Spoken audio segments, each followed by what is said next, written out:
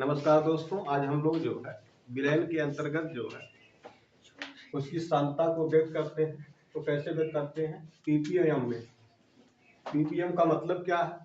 Ppm का मतलब होता है पार्ट्स प्रति मिलियन, या इसे आप जो है पार्ट पर मिलियन जो है कह सकते हैं।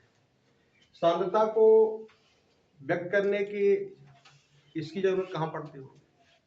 जहां पर जो मात्रा बहुत कम होता है। जहां पर कम होता मतलब जहां विलय की मात्रा कम है नहीं कि आपको जो है चीनी पानी का शरबत बनाना है तो चीनी की मात्रा को व्यक्त करने के लिए जो है आप पीपीएम का प्रयोग करेंगे, नहीं, ये बहुत छोटा बात है ना। तो यहाँ पर इसका उपयोग कहाँ किया जा सकता है? आप जानते हैं कि जल में जो है क्या होता है, ऑक्सीजन होता है। तो अगर आपको जल में ऑक्सीजन की मात्रा को पता करना है, यानी जल क्या विलय हो गया क्योंकि उसमें ऑक्सीजन क्या है, घुला हुआ है। तो ऑक्सीजन की अगर आपको मात्रा निकालना है तो आप किसका प्रयोग कर सकते हैं? पीपीएम का प्रयोग कर सकते हैं। आप जानते हैं इस वायुमंडल में जो है क्या है, प्रदूषण है, नाना प्रकार के प्रदूषण क्या। तो अब उसमें आपको मान लीजिए निकालना है कार्बन डाइऑक्साइड की मात्रा निकालना है, तो वायु क्या हो गया, एक विलयन हो गया, आप मिश्रण जान ही रहे हैं। तो अब अगर आपको कार्बन डाइऑक्साइड की मात्रा को निकालना है तो आप किसका प्रयोग कर सकते हैं? पीपीएम का प्रयोग। तो शायद हम आपको वहां तो पहुंचा पा रहे होंगे कि पीपीएम की जरूरत किसकी सांद्रता को निकालने में पड़ेगा। अब इसके लिए आपको किसी फार्मूले की भी जरूरत जो है होगी। तो चलिए देखिए हम लोग पीपीएम को कैसे परिभाषित करते हैं। तो हम लोग कह सकते हैं कि पीपीएम को हम निम्न प्रकार परिभाषित करते हैं, निम्न प्रकार परिभाषित करते हैं। तो हम लिख सकते हैं कि पीपीएम बराबर क्या लिखेंगे? क्या लिखेंगे? हम लोग लिखेंगे, चाहे विलय लिखिए, चाहे अवयव लिखिए, चाहे घटक लिखिए। तो चलो हम लिखते हैं कि अवयव, अवयव का आयतन नहीं, भाग है भाई। तो अवयव के भागों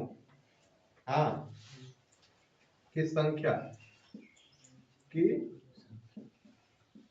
संख्या और बट्टी क्या लिखेंगे? क्या लिखेंगे कि ऊपर क्या लिखेंगे कि अवयव के भागों की संख्या, मतलब जिसका आप पीपीएम ज्ञात करना चाहते हैं। और नीचे आप क्या लिखेंगे कि विलयन में उपस्थित, मतलब जितने भी घटक हो, समझ रहे हो। यानी हम लिखेंगे क्या कि विलयन में उपस्थित सभी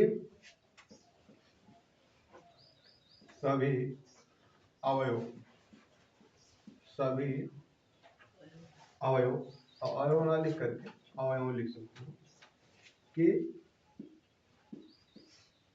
कुल भागों की संख्या, और यहाँ पे गुणे में 10 की पावर जो है 6 ले लेंगे। तो इस प्रकार हम लोग जो पीपीएम को जो है क्या कर सकते हैं, परिभाषित कर सकते हैं। तो पीपीएम अगर आपको ज्ञात करना है, किसी भी विलयन का ज्ञात करना, तो आप इस फार्मूले का उपयोग कर सकते हैं।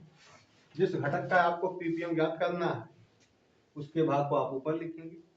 बाकी विलयन में जितने भी घटक, अब 2 अंगी विलयन है तो आपके पास 2 घटक होंगे, 3 अंगी विलयन है तो 3 घटक होंगे, और मान लो ढेर सारे अंगी हैं तो ढेर सारे क्या हो जाएंगे, घटक जो है हो जाएंगे। तो इस फार्मूले का उपयोग करके आप पीपीएम याद कर सकते हैं।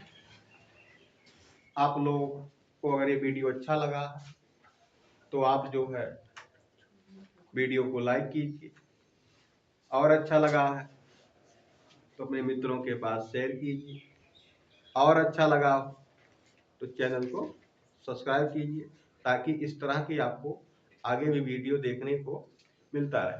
धन्यवाद।